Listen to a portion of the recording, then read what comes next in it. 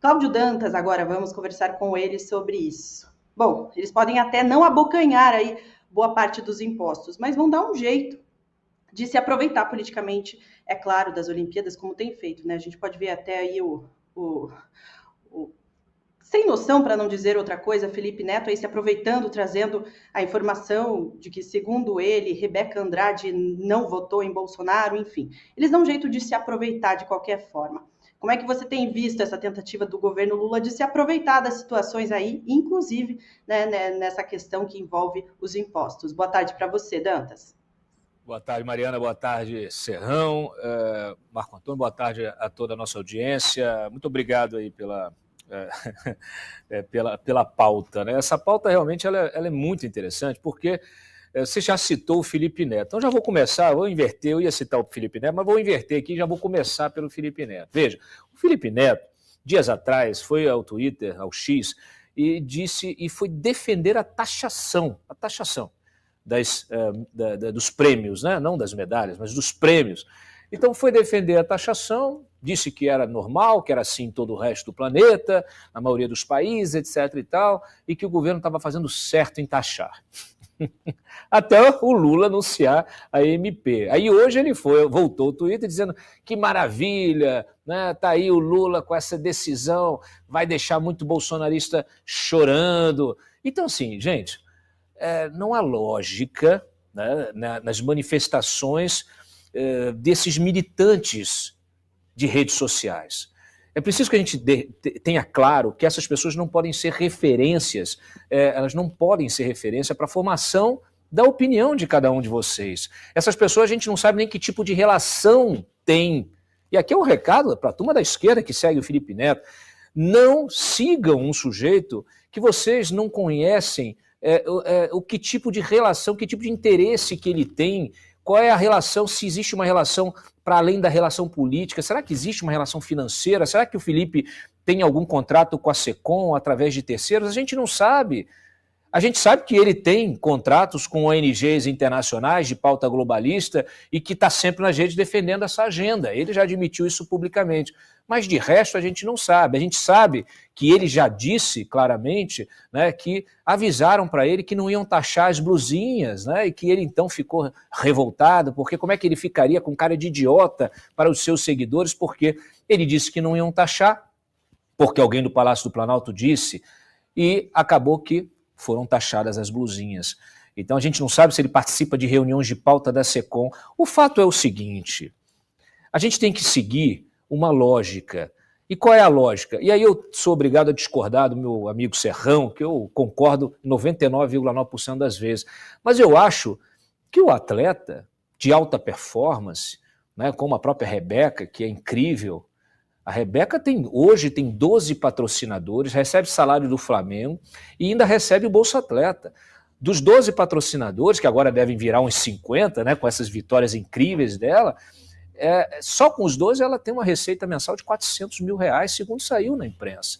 Então, ela é uma profissional de alto rendimento, tem que ser paga, sim, por esse alto rendimento, tem que ser valorizada, sim, tem que ser apoiada, sim, pela indústria, toda a indústria esportiva, né, todas as grandes empresas multinacionais globais, né, de equipamentos esportivos, todas de marcas esportivas, de uniformes, de tudo. Ela faz propaganda para essa turma e ela tem que ganhar e muito bem, porque essas grandes empresas também, elas também obtêm uma fortuna com esse tipo de atividade econômica, e parabéns a todos. O esporte é maravilhoso, o esporte afasta, tira o jovem das drogas, o esporte ele traz essa medalha emocional para nós. Quando a gente vê um esportista nosso ganhando uma medalha, subindo no pódio, todos nós ganhamos juntos, nós nos sentimos orgulhosos.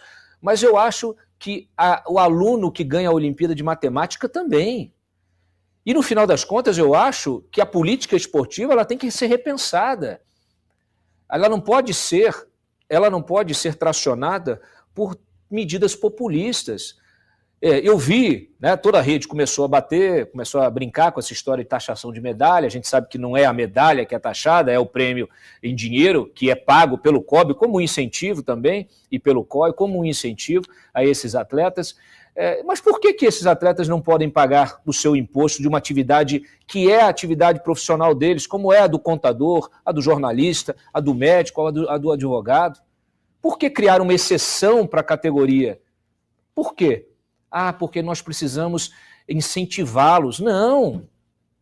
O incentivo está na estrutura comercial e empresarial que está posta. As Olimpíadas não são uma atividade lúdica. As Olimpíadas são uma máquina de fazer dinheiro. Por isso que nós trouxemos as Olimpíadas para o Brasil, trouxemos Copa para o Brasil. Por isso que os países brigam e pagam até lobistas para conseguir trazer esses eventos para os seus países, porque esses eventos eles rendem muito dinheiro. Dinheiro para o turismo, dinheiro para o comércio local, dinheiro para a indústria esportiva de uma maneira geral, produzem documentários, como vocês viram aí, não sei se vocês já viram na Netflix, na Amazon, enfim, num streamer desse tem o documentário da Simone Biles, que é muito bacana, que mostra como que ela sofreu um burnout, como ela se recuperou e vem disputar. Tudo isso, gente, é produção de riqueza. Então, o profissional do esporte, ele tem que ser, sim, valorizado. E o Estado, ele pode estar presente, sim, mas lá nas categorias de base, ele está incentivando a construção de uma cultura, como a que a gente vê nos Estados Unidos, onde você tem o atleta já, o estudante da high school lá, do ensino médio, ele já é incentivado a desenvolver, aquele que tem aptidão para o esporte, ele já é incentivado a se desenvolver naquele esporte, ele já recebe bolsa para quando ele tem boa pontuação. Existem esportes e campeonatos das escolas da high school, depois vai para o nível universitário, é a mesma coisa, aí ele já entra para o esporte profissional, para os clubes profissionais, e ele passa a entrar nesse hall, né, que é esse setor maravilhoso, que é você fazer o esporte, ser patrocinado, aparecer na televisão, enfim. Aí ele quando ele tem um grande desenvolvimento, ele estuda, ele é incentivado a estudar, a continuar os ensinos dele, a ter boas notas, e aí ele vai galgando esse espaço até virar um profissional do esporte, e aí sim, um profissional de alto rendimento, e aí ele toca a vida dele como qualquer profissional. Então o que está faltando é uma política estruturada. Política proselitista, populista, o que acaba acontecendo é isso que aconteceu. O Nicolas, bem intencionado, mas talvez mal assessorado, trouxe essa ideia, não, então vamos isentar porque elas merecem. Sim, aí o Lula espertamente foi lá, não, essa ideia é minha, botou no bolso e apresentou a MP. No final das contas, o que a gente tem que brigar, para além dessa questão da estruturação dos esportes de base e da valorização desse profissional, é forçar o governo a enxugar a máquina e baixar os impostos para todo mundo, para o contador, para o jornalista, para o médico, para o advogado, para todo mundo. Afinal de contas, a gente não aguenta mais de impostos. E na Olimpíada dos Impostos, o Brasil é campeão, é medalha de ouro.